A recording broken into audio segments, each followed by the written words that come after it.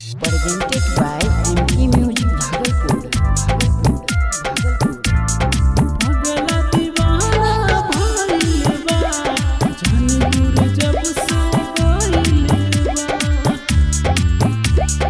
पगला दीवाना भइल बा जान दूर जब से गइल बा।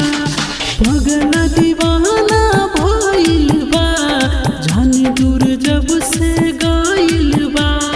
जख्मी करके दिल हमार धड़कन में उठता लहर, घायल पगली कइल बा। पगला दीवाना भइल बा जान दूर जब से गइल बा। पगला दीवाना भइल बा जान दूर जब से गइल बा।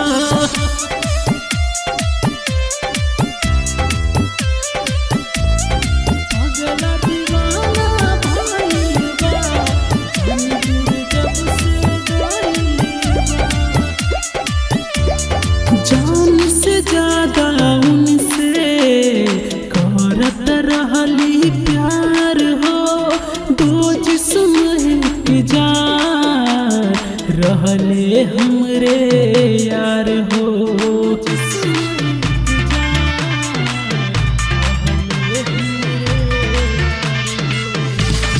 जान से ज्यादा उनसे करत रहले प्यार हो। तो जिस्म एक जान रहले हमरे यार हो।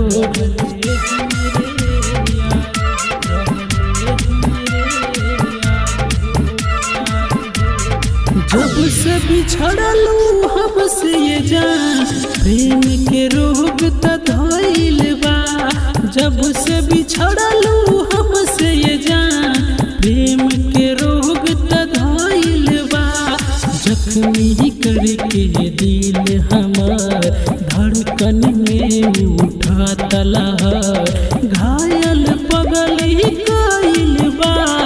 पगला दीवाना भइल बा जान दूर जब से गइल बा। पगला दीवाना भइल बा जान दूर जब से गइल बा। Presented by MP Music Bhagalpur. पगला दीवाना भइल बा जान दूर जब से गइल बा। कसमें खइले रहली साथ जन्म के साथी, साथ में रहबिए जान जैसे दिया के बाती।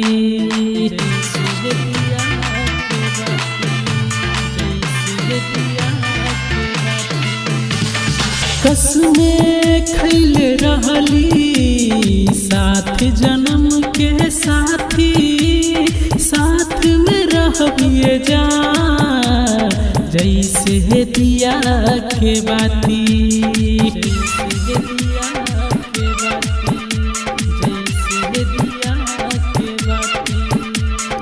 हाथ पकड़ के रूपेश के जान करन का जहर खइले बा। हाथ पकड़ के रूपेश के जान मोनू तो जहर खइले बा। जख्मी करके दिल हमार धड़कन में उठता लहर, घायल पगली कइल बा। पगला दीवाना भइल बा जान दूर जब से गइल बा। पगला दीवाना भइल बा जान दूर जब से